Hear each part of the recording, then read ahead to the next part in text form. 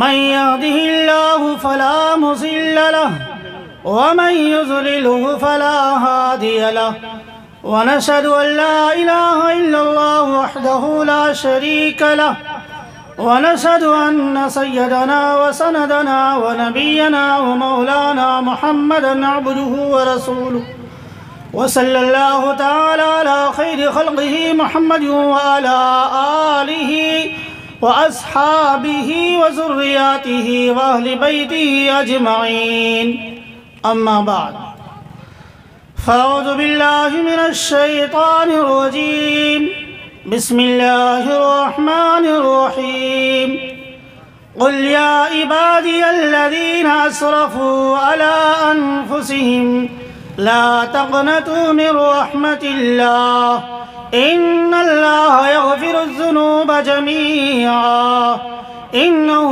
هو الغفور الرحيم وقال النبي صلى الله تعالى عليه وسلم التائب من الذنب كمن لا ذنب له أو كما قال عليه الصلاة والسلام۔ محترم سامعین، میں آپ حضرات کے سامنے ابھی قرآن کریم کے ایک آیت کا ٹکڑا اور احادیث پاک پڑھی ہے۔ میں چاہتا ہوں کہ اسی آیت اور حدیث کی ضمن میں آپ حضرات کے سامنے کچھ گفتگو کروں۔ محترم سامعین کرام، ویسے آج جلسے کا پہلا دن ہے اور رات بھی کافی ہو چکی ہے، اس لیے آپ حضرات کو بھی کچھ تھکاوٹ محسوس ہو رہی ہوگی، لیکن میں آپ سے کچھ زیادہ وقت نہیں لوں گا، اس لیے آپ تمام حضرات سے گزارش ہے کہ جو ادھر ادھر گھوم رہے ہیں، میرے بہت سے ایسے ساتھی ہیں جو چائے کی دکان وغیرہ میں گھوم رہے ہیں، اس سے گزارش ہے کہ وہ پنڈال میں تشریف لائے۔ محترم سامعین کرام، جو آیت میں نے تلاوت کی ہے، اللہ تبارک و تعالی اس میں فرما رہے ہیں قُلْ يَا عِبَادِيَ الَّذِينَ أَسْرَفُوا عَلَىٰ أَنفُسِهِمْ لَا تَقْنَطُوا مِن رَحْمَةِ اللَّهِ إِنَّ اللَّهَ يَغْفِرُ الذُّنُوبَ جَمِيعًا إِنَّهُ هُوَ الْغَفُورُ الرَّحِيمُ، یعنی اللہ تبارک و تعالی جہاں بھی دنیا کے جس کونے میں، جس خطے میں، جس علاقے میں کوئی بیماری پیدا کیا، اس کا کوئی نہ کوئی علاج ضرور بتلایا۔ کوئی زہر پیدا کیا، اس زہر کا تریاق کاٹ ضرور بتلایا۔ یہ اللہ تبارک و تعالیٰ کی ذات سے بعید ہے کہ اللہ تبارک و تعالیٰ دنیا کے کسی کونے میں کوئی بیماری پیدا کرے، یا دنیا کے کسی کونے، کسی خطے میں اللہ تبارک و تعالیٰ کوئی زہر پیدا کرے، اس کا کاٹ یا تریاق نہ بتلائے۔ یہ اللہ تبارک و تعالیٰ کی ذات سے بعید ہے۔ محترم سامعین کرام، حضرت مولانا مفتی تقی عثمانی صاحب مجدس اللہ علی کہ آپ لوگ نام سنے ہوں گے، ابھی اس وقت کے مجدد وقت ہیں، چنانچہ حضرت مولانا مفتی تقی عثمانی صاحب مجدس اللہ علی فرماتے ہیں کہ اپنا واقعہ تحریر کرتے ہیں، یوں تحریر کرتے ہیں کہ میں ایک مرتبہ افریقہ کے سفر میں تھا، چنانچہ وہاں مجھے ایک شہر سے دوسرے شہر جانا تھا، یعنی مجھے کیپ ٹاؤن کے شہر جانا تھا اور ٹرین کے ذریعے جانا تھا۔ چنانچہ حضرت مولانا مفتی تقی عثمانی صاحب مجدس اللہ علی کہتے ہیں کہ میں نے ٹرین سے سفر کیا۔ جیسا کہ آپ لوگوں کو معلوم ہے کہ ہمیں بھی معلوم ہے، جب ہم سفر کرتے ہیں ٹرین کہیں جا کر رک جاتی ہے تو جنگلوں میں لوگ ادھر ادھر گھومنے لگتے ہیں۔ چنانچہ مولانا کہتے ہیں کہ جب ٹرین جنگل میں رکی تو لوگ ادھر ادھر گھومنے لگے، تو ہم نے بھی اس موقع کو غنیمت سمجھا اور ٹرین سے اترنے کی کوشش کی۔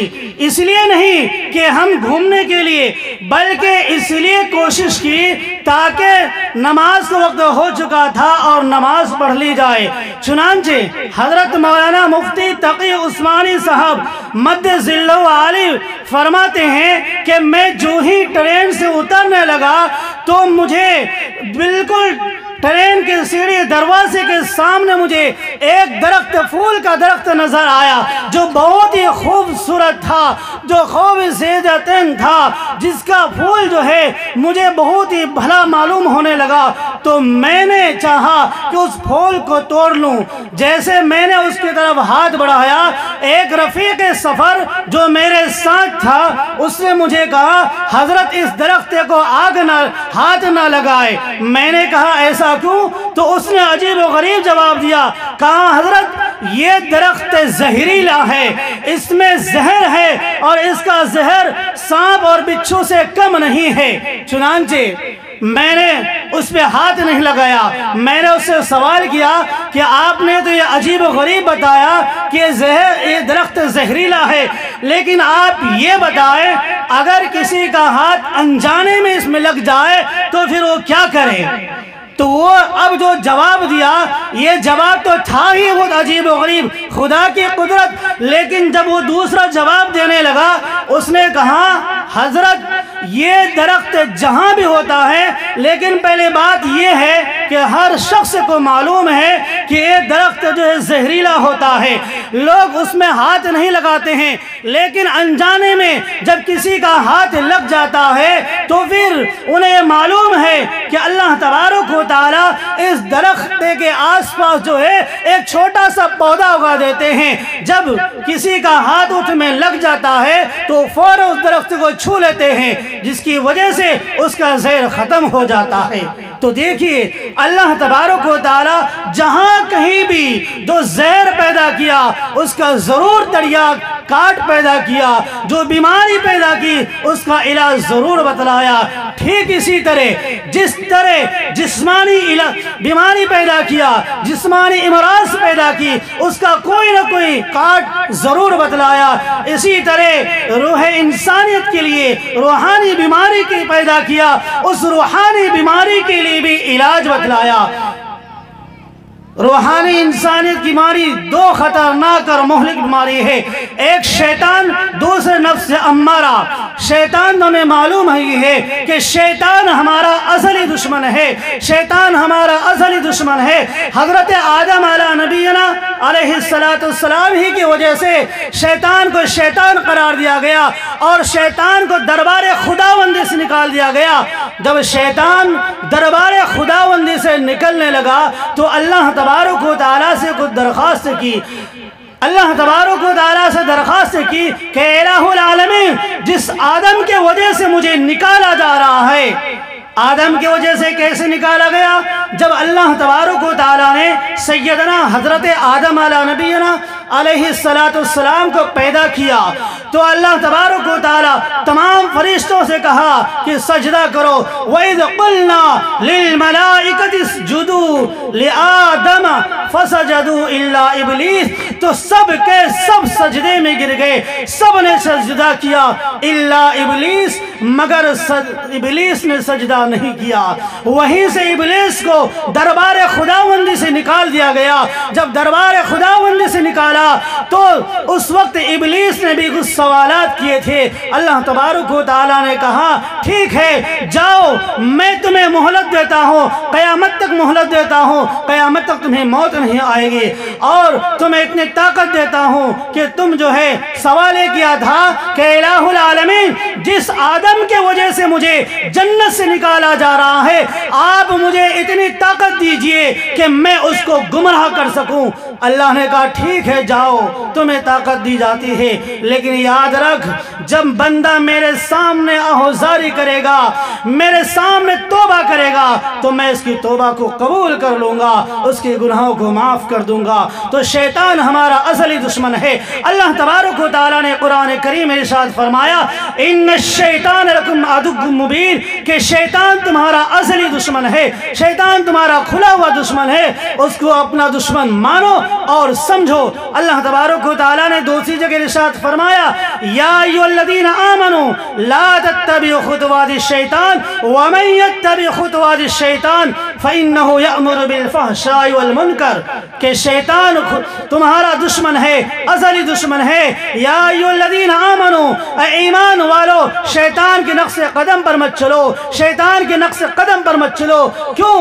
اس لیے کہ اگر تم شیطان کے نقش قدم پر چلو گے تو شیطان تمہیں بے حیائی کا حکم دے گا، تمہیں جہنم کی طرف لے جائے گا۔ اس لیے شیطان کے نقش قدم پر مت چلو۔ اللہ تبارک و تعالی اگر شیطان کسی کے ساتھ خیر خواہی کا معاملہ کرے تو اس میں بھی ایک راز پوشیدہ ہوتا ہے۔ چنانچہ حضرت امیر معاویہ رضی اللہ تعالیٰ عنہ کا واقعہ ہے کہ حضرت امیر معاویہ رضی اللہ تعالیٰ عنہ کی ایک دن تہجد کی نماز قضا ہو گئی۔ آج ہم فرض نماز قضا کر دیتے ہیں، نہیں پڑھتے ہیں، کوئی احساس نہیں ہوتا جو فرض عین ہے، لیکن وہ حضرت امیر معاویہ رضی اللہ تعالیٰ عنہ کی تہجد کی نماز قضا ہوئی۔ تہجد کی نماز قضا ہونے کی وجہ سے حضرت امیر معاویہ رضی اللہ تعالیٰ عنہ کو بہت ہی افسوس ہوا، دن بھر روتے رہے، استغفار کرتے رہے، اللہ تبارک و تعالیٰ کے سامنے آنسو بہاتے رہے۔ اللہ تبارک و تعالیٰ نے سیدنا حضرت امیر معاویہ رضی اللہ تعالیٰ عنہ کے درجات کو اتنا بلند کر دیا کہ تہجد کی نماز پڑھنے سے بھی نہ ہوتی۔ چنانچہ شیطان اب دوسری رات جو جگانے کے لیے آ گئے، جب جگایا تو حضرت معاویہ رضی اللہ تعالیٰ عنہ نے اپنے سامنے ایک اجنبی شخص کو دیکھا تو کہا تم کون ہو اور یہاں کیسے آئے ہو؟ چنانچہ اس نے کہا کہ بحث کرنے کی ضرورت نہیں ہے، اٹھیے اور تہجد کی نماز پڑھ لیجئے۔ چنانچہ حضرت امیر معاویہ رضی اللہ تعالیٰ عنہ اصرار کرنے لگے کہ بتاؤ تم کون ہو، آخر یہاں کیسے آئے ہو؟ کہا کہ دیکھو میں شیطان ہوں، ابلیس زمانہ شیطان ہوں، میں نے ہی کل تجھے غفلت میں ڈالا تھا جس کی وجہ سے آپ کی تہجد کی نماز قضا ہو گئی تھی، لیکن آپ کے تہجد کی نماز قضا ہونے کی وجہ سے آپ کو بہت رنج ہوا، غم ہوا، آپ پریشان ہو گئے، آپ اللہ تبارک و تعالیٰ کے سامنے آنسو بہاتے رہے۔ اللہ تبارک و تعالیٰ نے آپ کے درجات کو اتنا بلند کر دیا کہ تہجد کی نماز پڑھنے سے بھی نہ ہوتا۔ تو میں نے یہ سوچا کہ میرے وجہ سے آدم اولاد کو ذرہ برابری فائدہ نہ ہو، اس لیے میں جگانے کے لیے آ گیا۔ چنانچہ دیکھیں شیطان جب کچھ خیر خواہی کا معاملہ کرتا ہے اس میں کوئی نہ کوئی ضرور سرپوشیدہ ہوتا ہے۔ چنانچہ ایک مرتبہ کا واقعہ ہے کہ امام غزالی رحمت اللہ علیہ کا آخری وقت ہے، اس آخری وقت میں شیطان امام غزالی رحمت اللہ علیہ کے پاس آتے ہیں اور آ کر کہتا ہے کہ اے امام غزالی، اللہ تبارک و تعالیٰ نے آپ کے ریاضتوں کو قبول کر لیا، آپ کی عبادتوں کو قبول کر لیا، آپ کی ریاضت و عبادت کو قبول کرنے کے انعام میں اللہ تبارک و تعالیٰ آپ سے جو ہے واجبات و فرائض کو معاف کر دیا۔ چنانچہ امام غزالی رحمت اللہ علیہ نے جب یہ سنا تو لا حول ولا قوت الا باللہ پڑھا تو شیطان بھاگنے لگا اور بھاگتے ہوئے کہنے لگا کہ امام غزالی تمہارا علم نے تمہیں بچا لیا۔ اب اس کے جواب میں امام غزالی رحمت اللہ علیہ نے کہا کہ شیطان میرے علم نے مجھے نہیں بچایا بلکہ خدا کا فضل نے مجھے بچا لیا۔ اب شیطان کا یہ کہنا کہ تمہارا علم نے تمہیں بچا لیا یہ دوسرا حملہ تھا جو پہلے حملے سے کہیں زیادہ شدید اور خطرناک تھا۔ محترم سامعین اکرام، اسی لیے انسان سے کوئی غلطی سرزد ہو جائے، گناہ واقع ہو جائے تو انسان کو چاہیے کہ فوراً اللہ تبارک و تعالیٰ کے سامنے توبہ کرے اور اپنے آنسو بہائے۔ اللہ تبارک و تعالیٰ معاف کرنے کے لیے بیتاب ہے۔ اللہ تبارک و تعالیٰ نے قرآن کریم میں ارشاد فرمایا قُلْ يَا عِبَادِيَ الَّذِينَ أَسْرَفُوا عَلَىٰ أَنفُسِهِمْ لَا تَقْنَطُوا مِنْ رَحْمَةِ اللَّهِ إِنَّ اللَّهَ يَغْفِرُ الذُّنُوبَ جَمِيعًا إِنَّهُ هُوَ الْغَفُورُ الرَّحِيمُ قُلْ يَا عِبَادِيَ الَّذِينَ أَسْرَفُوا، اے میرے بندے، اللہ تبارک و تعالیٰ نے کتنا پیارا جملہ ارشاد فرمایا، اے میرے بندے، قُلْ يَا عِبَادِي، اے میرے بندے، اللہ نے کیا کہا؟ اے میرے بندے، یہ نہیں کہا کہ اے میرے بادشاہ بندے، یہ نہیں کہا کہ وزیر بندے، یہ نہیں کہا کہ مالدار بندے، یہ نہیں کہا کہ نیکوکار بندے، یہ نہیں کہا کہ ظالم بندے۔ بندے کہا قل یا عبادی، اے میرے بندے، قل یا عبادی الذین اسرفوا، اے میرے وہ بندے جنہوں نے گناہوں کی وجہ سے، نافرمانی کی وجہ سے اپنے جانوں پر ظلم کر رکھا ہے۔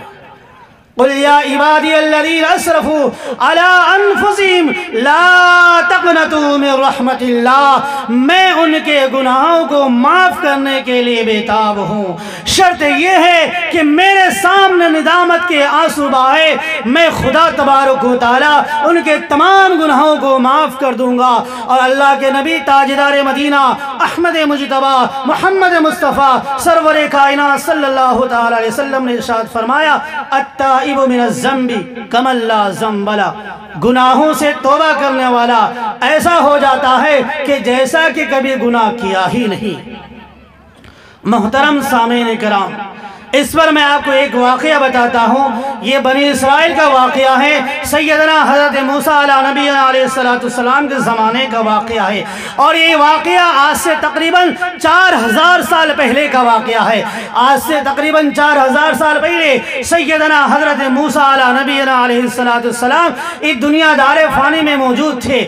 آج سے تقریباً 4500 سال کا واقعہ ہے کہ حضرت موسیٰ علیہ نبی علیہ السلام کے زمانے میں ایک بار قحط سالی ہوئی، چنانچہ لوگ پریشان ہوئے، چرندے درندے پرندے تمام مخلوقات پریشان ہو گئے۔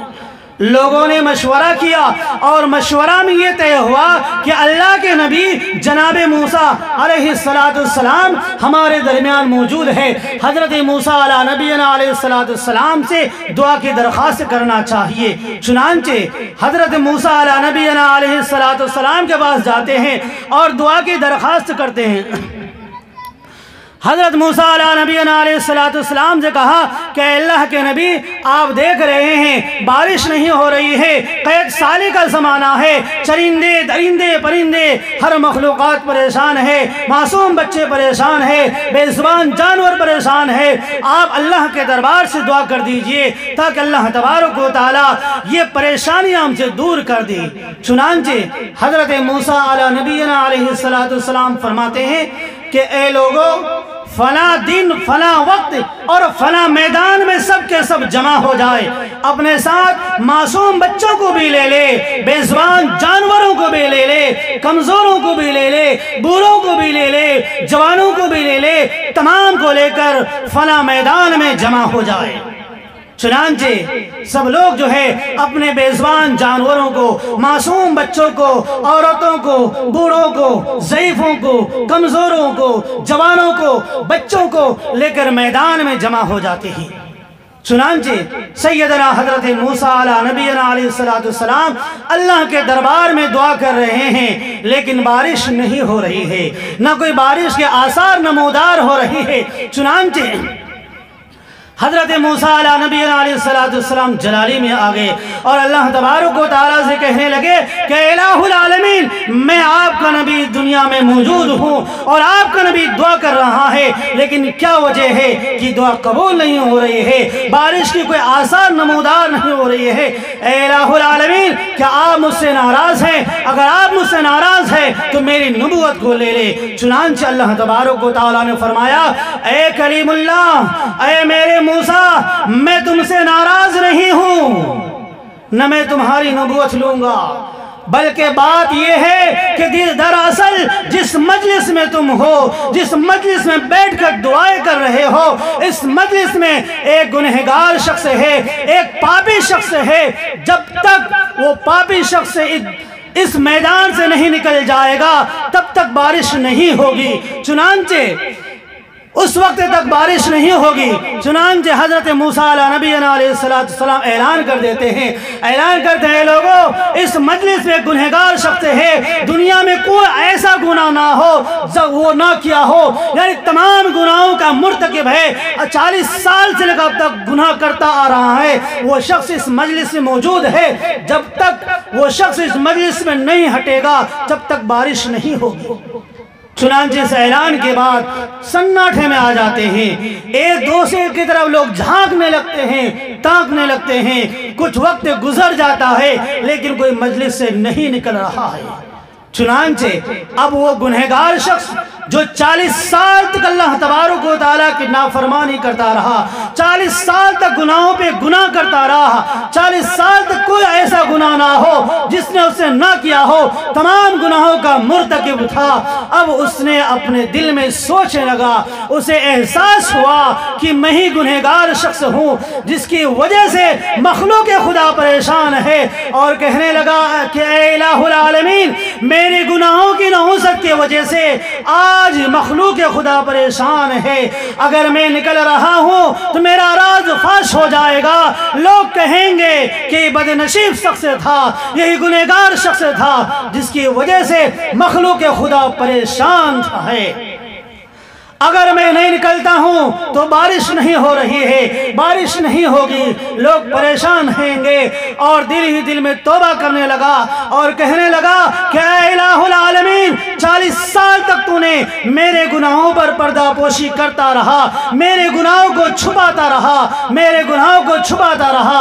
اے الہ العالمین، آج مجھے اپنے گناہوں پر ندامت ہو رہی ہے اور میں ندامت کر رہا ہوں، میں آپ سے توبہ کر رہا ہوں۔ اے الہ العالمین، میرے توبہ کو قبول کر لے اور میں کبھی گناہ نہیں کروں گا، میرے گناہوں کو معاف کر دے اور میرے توبہ قبول کر لے، میرے توبہ کی قبولیت کی برکت سے بارش برسا دے تاکہ مخلوق خدا کی جو پریشانی آئی ہوئی ہے یہ پریشانی دور ہو جائے۔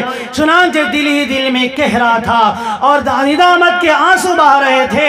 اللہ تبارک و تعالیٰ کو یہ ادا اتنا پسند آیا کہ اللہ تبارک و تعالیٰ نے اس کی اس دعا کو قبول کر لیا، ان کی توبہ کو قبول کر لیا۔ ان کی توبہ قبول کی برکت سے اللہ تبارک و تعالیٰ نے بارش برسا دی، بارش ہونے لگی، لوگوں میں خوشی ہونے لگی۔ خوشی کے ساتھ ساتھ لوگ حیران بھی ہوئے، پریشان بھی ہوئے کہ ابھی تو سیدنا حضرت موسیٰ علیہ السلام نے اعلان کیا تھا کہ مجلس میں ایک پاپی شخص ہے، جب تک یہ شخص مجلس سے نہیں نکلے گا بارش نہیں ہوگی، لیکن میں دیکھ رہا ہوں اب تک مجلس سے کوئی نہیں نکلا لیکن بارش ہو رہی ہے۔ اور حضرت موسیٰ علیہ السلام کو بھی تعجب ہونے لگا کہ ابھی تو اللہ تبارک و تعالیٰ نے وحی کے ذریعے بتلایا تھا کہ ایک گنہگار شخص ہے، ایک پاپی شخص ہے، جب تک وہ شخص مجلس سے نہیں نکلے گا بارش نہیں ہوگی، لیکن میں دیکھ رہا ہوں کہ مجلس سے کوئی نہیں نکلا، بارش ہو رہی ہے۔ چنانچہ کلیم اللہ تھے، اللہ تبارک و تعالیٰ سے ہم کلام کرتے تھے، باتیں کیا کرتے تھے۔ اللہ تبارک و تعالیٰ سے عرض کرنے لگا کہ الہ العالمین، کیا ماجرا ہے؟ ابھی تو آپ نے وحی کے ذریعے بتلا دیا تھا کہ گنہگار شخص ہے، جب تک یہ مجلس سے نہیں نکلے گا بارش نہیں ہوگی، لیکن مجلس سے کوئی نہیں نکلا، بارش ہو رہی ہے، کیا ماجرا ہے؟ اللہ تبارک و تعالیٰ نے فرمایا، اے میرے موسیٰ، اے میرے موسیٰ، جس بندے کی گناہوں کی نحوست کی وجہ سے میں نے بارش کو روک رکھا تھا، اسی بندے کی توبہ قبول کرنے کی وجہ سے اس کے آنسوں کی بدولت میں نے بارش برسا دی۔ سیدنا حضرت موسیٰ علیہ السلام کہنے لگے، اے الہ العالمین، وہ تیرا کون بندہ ہے؟ میں اسے دیکھنا چاہتا ہوں۔ اللہ تبارک و تعالیٰ نے فرمایا کہ موسیٰ، یہ میرے اور میرے بندے کے درمیان ایک راز ہے۔ 40 سال تک گناہ کرتا رہا، میں پردہ پوشی کرتا رہا، 40 سال تک میری نافرمانی کی، 40 سال تک میں ان کے گناہوں کو چھپاتا رہا، 40 سال تک میں ظاہر ہونے نہیں دیا۔ اب میں کیسے جب وہ میرا بندہ بن چکا ہے، توبہ کر چکا ہے، میرا خاص بندوں میں شامل ہو چکا ہے، تو کیسے ہو سکتا ہے کہ میں اس کے راز کو فاش کر دوں؟ یہ میرے اور میرے بندے کے درمیان ایک راز ہے، تمہیں بیچ میں آنے کی ضرورت نہیں۔ محترم سامعین، اللہ تبارک و تعالیٰ گناہوں کو معاف کرنے کے لیے بےتاب ہے۔ بہانہ ڈھونڈتے ہیں کہ میرے بندہ کس طرح میرے سامنے آ جائے، ندامت کے آنسو آئے، میں خدا تبارک و تعالیٰ اس کے گناہوں کو معاف کرنے کے لیے بےتاب ہوں۔ اللہ تبارک و تعالیٰ نے اسی کو قرآن کریم میں ارشاد فرمایا، قُلْ يَا عِبَادِيَ الَّذِينَ أَسْرَفُوا عَلَىٰ أَنفُسِهِمْ لَا تَقْنَطُوا مِن رَحْمَةِ اللَّهِ إِنَّ اللَّهَ يَغْفِرُ الذُّنُوبَ جَمِيعًا إِنَّهُ هُوَ الْغَفُورُ الرَّحِيمُ۔ اللہ کے نبی تاجدار مدینہ احمد مجتبی محمد مصطفیٰ سرور کائنات صلی اللہ علیہ وسلم نے ارشاد فرمایا، التائب من الذنب کمن لا ذنب لہ، گناہوں سے توبہ کرنے والا ایسا ہو جاتا ہے جیسا کہ کبھی گناہ کیا ہی نہیں۔ اس پر میں آپ کو ایک واقعہ اور بتاتا ہوں، یہ بھی بنی اسرائیل کا واقعہ ہے، یہ بہت ہی مشہور و معروف واقعہ ہے، آپ لوگ اس واقعہ کو سنے ہوں گے۔ واقعہ یوں ہے کہ بنی اسرائیل میں گنہگار شخص تھا، بہت ہی گنہگار تھا، بہت ہی پاپی شخص تھا، بہت پاپ کیا تھا، اس نے 99 قتل کیا تھا۔ اب 99 قتل کرنے کے بعد اسے احساس ہوا، اپنے غلطیوں پر احساس ہوا اور اس شرمندگی ہوئی، چنانچہ وہ توبے کے ارادے سے نکلتا ہے، ایک راہب کے پاس جا کر پہنچتا ہے اور کہتا ہے کہ اے اللہ والے، اے اللہ کے بندے، میں بہت بڑا گنہگار ہوں، میں بہت بڑا پاپی ہوں، میں نے بہت گناہ کیا ہے، میں آپ سے توبہ کرنے آیا ہوں، کیا میری توبہ قبول ہو سکتی ہے؟ اس نے کہا، بتا تم نے کون سا گناہ کیا ہے، کون سا پاپ کیا ہے جو بہت بڑا گناہ ہے؟ کہا کہ ہاں میرا بہت بڑا پاپ ہے، آسمانوں سے بھی بہت بڑا پاپ ہے، زمینوں سے بھی بڑا پاپ ہے، سمندروں سے بڑا پاپ ہے، اگر پورے آسمان میں میرے گناہوں کو ڈال دیا جائے، زمین و آسمان بھر جائے، پھر بھی میرا گناہ کم نہیں ہو سکتا۔ کہا کہ کیا گناہ کیا ہے؟ آخر تو نے کیا کیا؟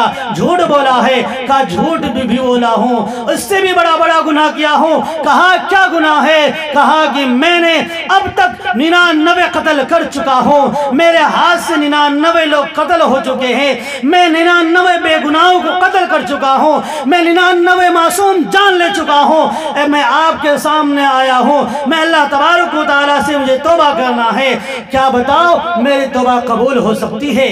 اس نے کہا تو بہت بڑا پاپی ہے، بہت بڑا گنہگار ہے، تمہاری توبہ قبول نہیں ہوگی۔ جب اسے یہ کہا اسے غصہ آیا اور دل میں کہنے لگا، جب میری توبہ قبول نہیں تو لوگ 100 کا عدد پورا ہی کر دیتے ہیں، چنانچہ وہ شخص کو بھی قتل کر دیتے ہیں۔ قتل کرنے کے بعد 100 آدمی کو قتل کرنے کے بعد روانہ ہوتا تھا۔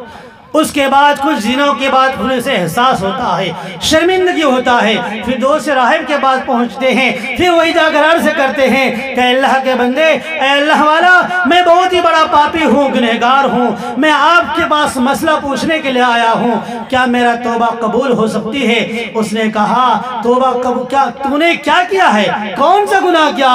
کہا کہ میں 100 قتل کر چکا ہوں، کیا میری توبہ کی کوئی گنجائش ہے؟ میری توبہ قبول ہو سکتی ہے؟ اس نے کہا ہاں، اللہ تبارک و تعالیٰ ضرور تمہاری توبہ قبول کریں گے، لیکن شرط ہے۔ اس نے کہا اگر توبہ قبول ہوگی تو ایک شرط نہیں، 1000 شرط ماننے کو تیار ہوں۔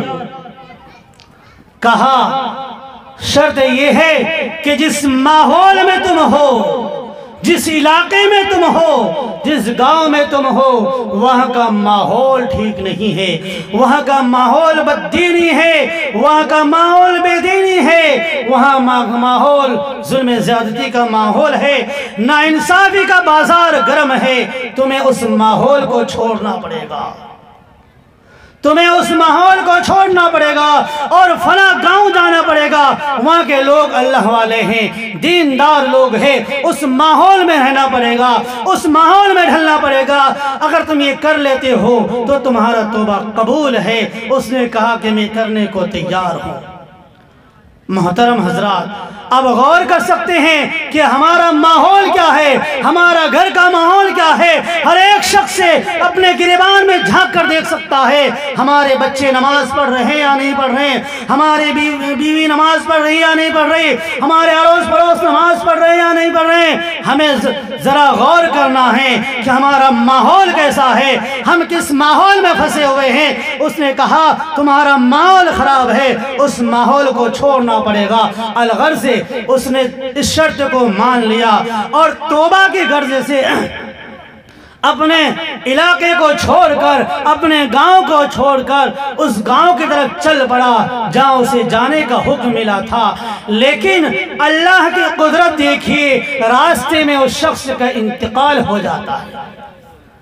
جب اس کا انتقال ہو گیا تو فرشتے آ جاتے ہیں، جنت والے بھی فرشتے آ گئے، جہنم والے فرشتے بھی آ گئے۔ جنت والے فرشتے کہنے لگے اسے ہم جنت لے کر چلیں گے، جہنم والے فرشتے کہنے لگے اسے ہم جہنم لے چلیں گے۔ اب دونوں اپنے اپنے دلائل پیش کرنے لگے۔ جنت والے کہنے لگے کہ توبے کے غرض سے نکلا ہے، توبے کے ارادے سے نکلا ہے، لہذا ان کا توبہ قبول ہے، اسے ہم جنت میں لے چلیں گے۔ جہنم والے کہنے لگے ٹھیک ہے، توبے کے غرض سے نکلا لیکن توبہ ادھوری ہے، جہاں جانا تھا نہیں پہنچا، ابھی توبہ ادھوری ہے، لہذا ہم اسے جہنم لے جائیں گے۔ دونوں فرشتوں میں تکرار ہونے لگی۔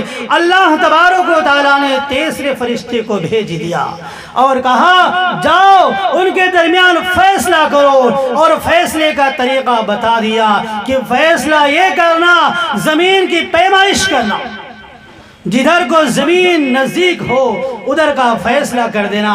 اگر جس گاؤں سے نکلا ہے وہ گاؤں قریب ہے تو جہنم والوں کا فیصلہ کر دینا، وہ گاؤں جدھر توبے کے لیے جا رہا ہے وہ گاؤں قریب ہے تو جنت والوں کا فیصلہ کر دینا۔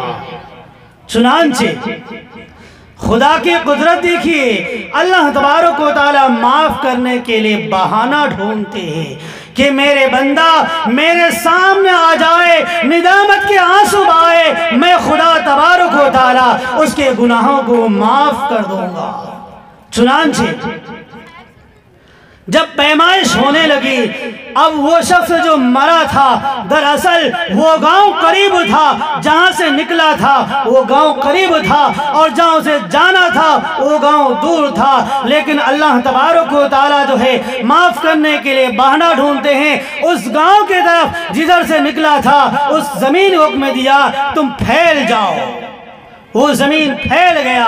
وہ زمین جدھر کو جانا تھا اس زمین سے کہا تم سکیڑ جاؤ، وہ زمین سکیڑ گیا۔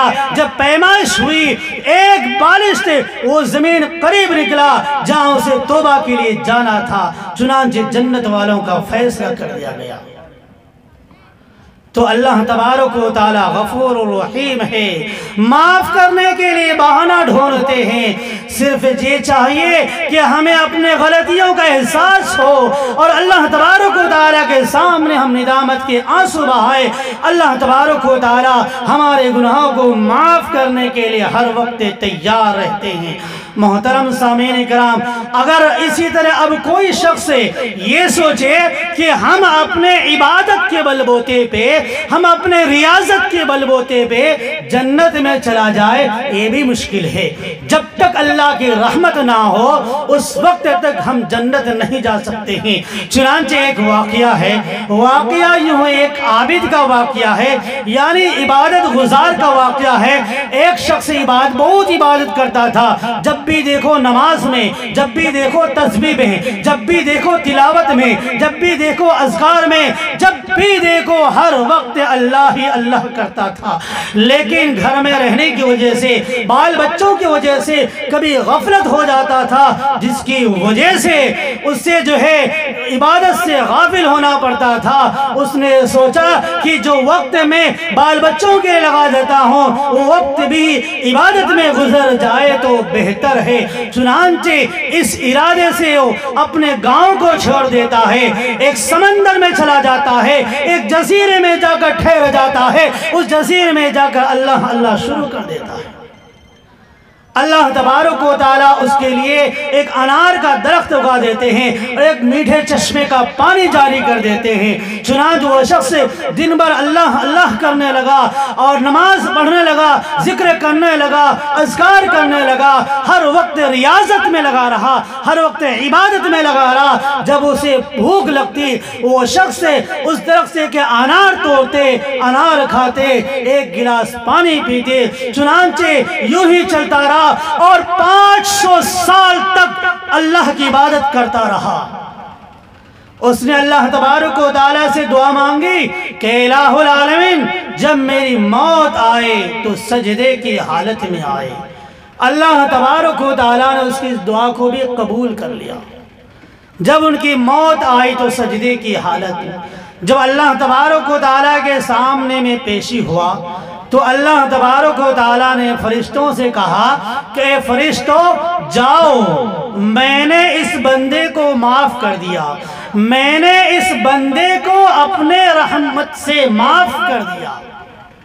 جب وہ عابد شخص یہ سنا کہ اللہ تبارک و تعالیٰ یہ کہہ رہے ہیں میں نے اس کو اپنے رحمت سے معاف کر دیا، اسے جنت دے دو، تو اس سے پتا چلا میری عبادت کی کوئی حیثیت نہیں ہے۔ میں نے 500 سال کی عبادت کی بلا ریا، اللہ تبارک و تعالیٰ کے 500 سال تک عبادت کرتا رہا، اس کی کوئی قدر و قیمت نہیں ہے۔ اللہ تبارک و تعالیٰ یہ کہہ رہے ہیں جاؤ، میں نے اسے اپنے فضل و کرم سے معاف کر دیا۔ اگر اللہ تبارک و تعالیٰ یہ کہتا کہ اے فرشتوں لے جاؤ، میں نے اس کی عبادت کی بدولت انہیں معاف کر دیا اور اسے جنت عطا کر دو تو مجھے خوشی ہوتی۔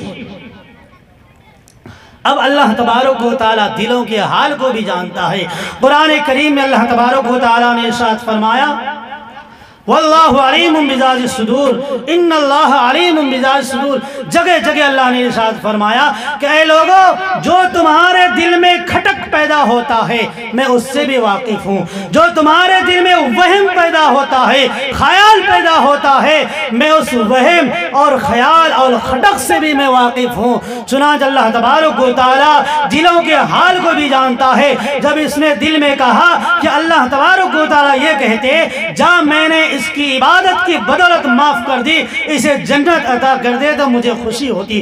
اللہ تبارک و تعالیٰ فرشتوں کو جنت میں لے جانے کے بجائے کہا کہ جاؤ اسے جہنم کا سیر کرا کے لاؤ۔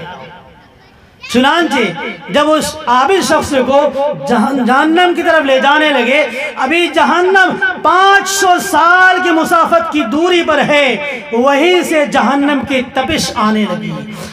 جہنم کی گرمی سے وہ شخص پیاس سے چلانے لگا، پانی پانی چلانے لگا، ان کے خون خشک ہو گیا، بدن کے میں کانٹے کھڑے ہو گئے اور وہ شخص پانی پانی چلانے لگا۔ ایک گلاس پانی کا نمودار ہوا، اس نے اس گلاس کی طرف ہاتھ لپکا اور فوراً لپکا اور پکڑنے لگا تو آواز آتی ہے کہ بندہ یہاں پانی فری میں نہیں ملتا، اس کی قیمت دی جاتی ہے۔ کہا کیا قیمت لوگے؟ کہا 500 سال کی مقبول عبادت۔ چنانچہ اس نے کہا میرے پاس 5 سال کی مقبول عبادت ہے، لو اسے۔ 5 سال کی مقبول عبادت دے دیتے ہیں اور ایک گلاس پانی لے لیتے ہیں، ایک گلاس پانی پی لیتے ہیں۔ چنانچہ اس کے بعد اللہ فرشتے جو ہے پھر اللہ کے دربار میں لاتے ہیں اور کہتا ہے کہ بندہ دیکھ لیا تمہاری عبادت کی کیا حیثیت ہے، ایک گلاس پانی کی حیثیت ہے، بتا میں نے تجھے 500 سال تک پانی پلاتا رہا، مجھے اس کا حساب دے۔ اب وہ شخص سے کانپنے لگا، تھر تھرانے لگا، کہنے لگا کہ الہ العالمین آپ کے فضل کرم کے بغیر معافی نہیں ہو سکتی۔ تو دیکھیے اللہ تبارک تو بھی عبادت گزار بن جائے، جب تک اللہ تبارک و تعالیٰ کا فضل نہ ہو، کرم نہ ہو، ہمیں معافی نہیں مل سکتی ہے۔ محترم سامعین کرام، اس پر میں ایک واقعہ سناتا ہوں، یہ بھی بنی اسرائیل کا واقعہ ہے کہ ایک ڈرنے والا گنہگار کا واقعہ ہے۔ واقعہ یوں ہے کہ ایک شخص بہت گنہگار تھا، پاپی تھا، جب اس کا وقت قریب آیا، مرنے کا وقت آیا، تو اپنے ورثہ کو، اپنے وارثین کو کہا کہ جب میری موت آ جائے، جب میں مر جاؤں تو مجھے دفنانا نہیں ہے۔ کہا کہ کیا کرنا؟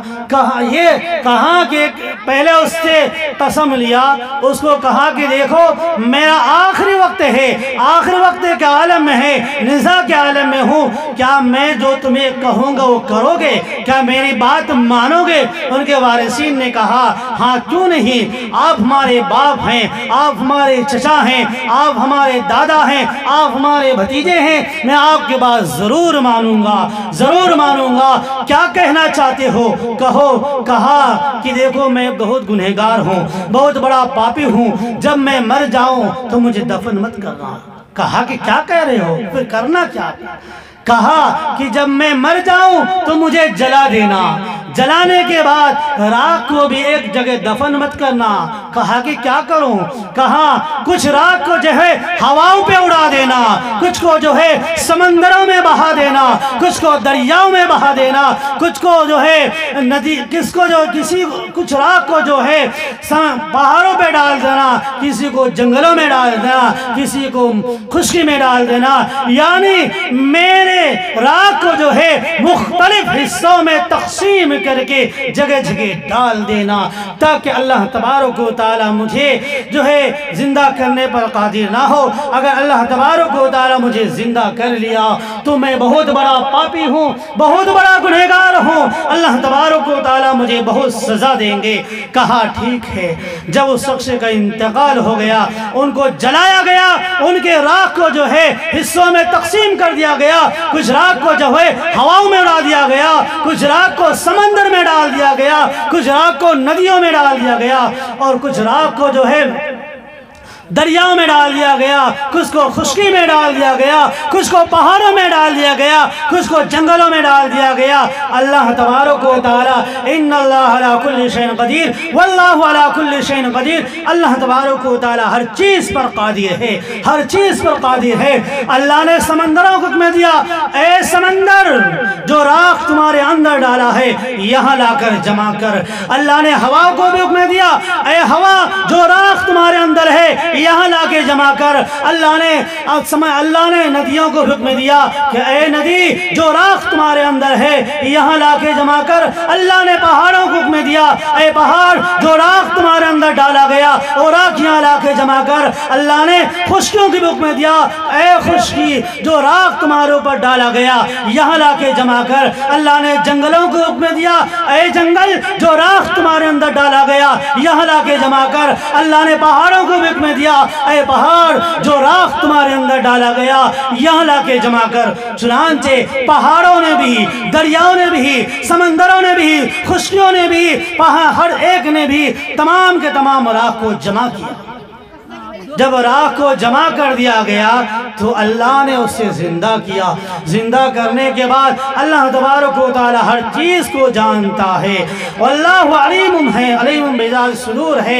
اللہ تبارک و تعالی ہر چیز کو جانتا ہے، واللہ سمیع بصیر ہے، ہر چیز کو دیکھنے والا ہے، ہر چیز کا جاننے والا ہے۔ لیکن اللہ تبارک و تعالی نے کہا کہ بندہ تو نے ایسا حکم کیوں دیا تھا؟ کہا کہ الہ العالمین میں صرف اس لیے دیا تھا، میں اس لیے دیا تھا کہ میں بہت گنہگار تھا، بہت پاپی شخص تھا، مجھے یقین تھا کہ جب مجھے آپ زندہ کریں گے تو مجھے سزا دیں گے، کیونکہ میں بہت بڑا پاپی تھا۔ میں اس لیے صرف اور صرف آپ کے ڈر سے کیا تھا اے الہ العالمین، اور کوئی مقصد نہیں تھا۔ اللہ تبارک و تعالیٰ نے فرمایا اے بندہ تو نے میرے ڈر کی وجہ سے معاملہ کیا، میرے ڈر کی وجہ سے اپنے آپ کو جلانے کا حکم دیا، میں خدا تبارک و تعالیٰ تمہیں معاف کرتا ہوں۔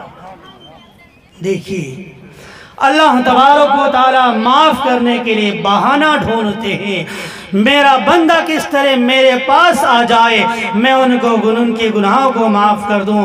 लेकिन अफसोस अफसोस, आज हम गुनाहों पे गुनाह किए जा रहे हैं, गुनाहों का एहसास नहीं होता है। हदीस पाक में अल्लाह के नबी सल्लल्लाहु अलैहि वसल्लम ने फरमाया कि आज हमारा दिल जो है काला हो गया। हदीस पाक में आप फ़ज़ाइल आमाल पढ़ते होंगे, फ़ज़ाइल आमाल में शेख ज़करिया रहमतुल्लाह अलैह ने एक हदीस नकल की है। उस हदीस में अल्लाह के नबी सल्लल्लाहु अलैहि वसल्लम ने इरशाद फरमाया कि जब कोई शख्स गुनाह करता है, गुनाह एक सियाह धब्बे के मानिंदे होता है, तो उसके दिल में एक सियाह धब्बा लग जाता है, यानी उसका दिल काला हो जाता है। जब वो अगर वो तौबा कर लेता है वो धब्बा धुल जाता है, अगर तौबा नहीं करता है वो धब्बा और बढ़ जाता है। फिर दूसरा गुनाह करता है, दूसरा धब्बा लग जाता है, तीसरा गुनाह करता है, तीसरा धब्बा लग जाता है, चौथा गुनाह करता है, चौथा गुनाह धब्बा लग जाता है। एक दिन ऐसा होता है कि दिल पूरा काला हो जाता है। अब काला हो जाता है, अब उसके अंदर जो है गलत और सही का इम्तियाज नहीं कर पाता। आज भी हमारा हाल ऐसा ही हो गया है, गुनाह करते करते, सूद खाते खाते, ब्याज लेते लेते हमारा दिल भी काला हो गया, हराम खाते खाते हमारा दिल भी काला हो गया, झूठ बोलते बोलते हमारा दिल भी काला हो गया। आज ये मोबाइल जो देख रहे हैं, आज ये मोबाइल झूठ बोलने का सबसे बड़ा परिंदा है। इंसान कहीं भी होता है, बोल देता मैं फला जगह हूँ, है घर में, कहता है मैं लंदन में हूँ।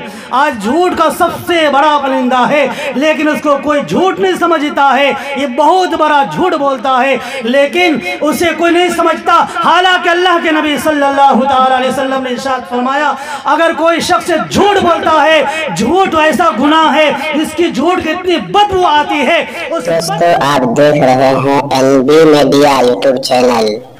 इस तरह का वीडियोस आपको मिलता रहेगा, लाइक और सब्सक्राइब जरूर कर लेना और इस वीडियोस को अपने दोस्तों में शेयर जरूर करना। फिर मिलते हैं एक और अच्छी वीडियोस लेकर, तब तक इजाजत दीजिए। अस्सलाम वालेकुम, खुदा हाफिज।